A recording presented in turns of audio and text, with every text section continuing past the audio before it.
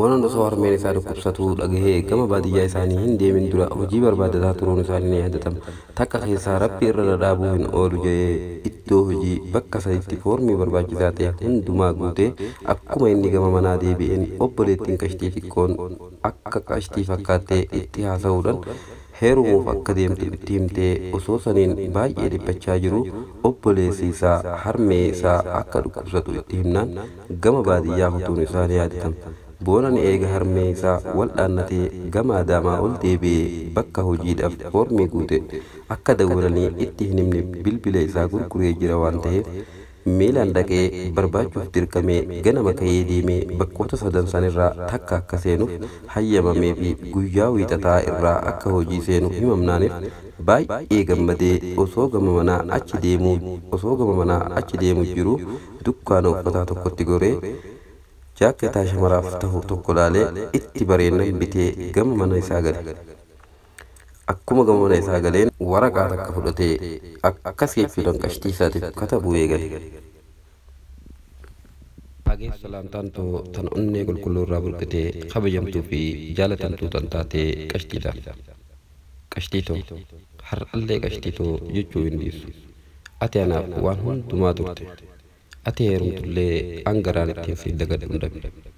Guyyaa ati akka heerumaaf deemtu naaf himte akka malee fedhee mudhii naqittus amma xiqqoo fayyadheen jira. Ati na dhiiftee nama biratti heerumtus sin komadhu. Rabbitu waliif nu qoodin malee silaa rabbii waliif nu qoodee dila san waliin dabarsinee nama biratti heerumtu turte. Kun carraadha waan ta'eef garaan kiyya na ba'us gaarumminaa fi tolleetinaaf ooltee yoomillee taanaan onnee kiyya keessaa si yaadata. Har'a akkan xalayaa tana siif katabu dirqameen malee sila akkuma duriin miseejii siif kataba. Osoo abbaan manaa keetii miseejii tana argellee akkasii fi inni wal dhabdanii gargar baataniif miti naaf hubadhu qashtii. Qashtii baay'een si galateeffadha. Dhugaa dubbachuudhaaf ati yoomillee taanaan galata kee galchee fixuu hin danda'u. Har'a gammachuu guddaan qabu. Telefoonaatii guyyaa jaalalaati jettee bara 2015 February 14 Valentine Day naaf bittee turte ni yaadatta. Harmee koonarraa dhukkubsatteen maallaqa bitadhee rakkannaanaan gurguree ishiin wallaannatte.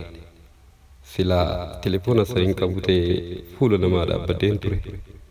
Kana immoo akkan jeetti si galateeffadhu hunda bee. Tolleetinaaf ooltee tasa na boochisuu hin oolle.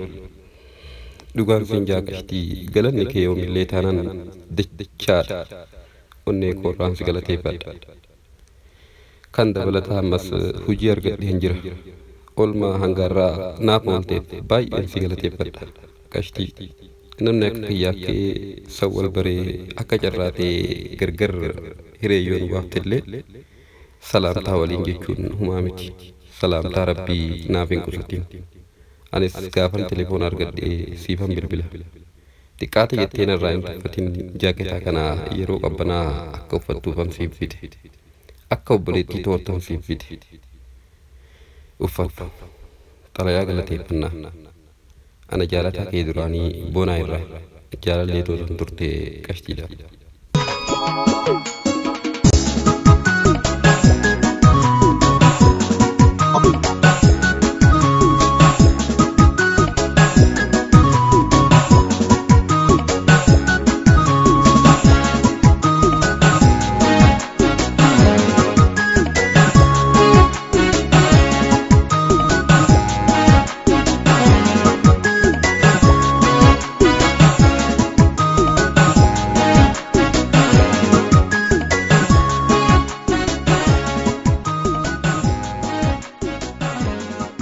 Daawwattoota keenya kabajamoo har'a xalayaan boonan qashtiidhaaf katabe xiqqoo na boochisee akkan baay'inaan isiniif hin dubbifne na daangiseera.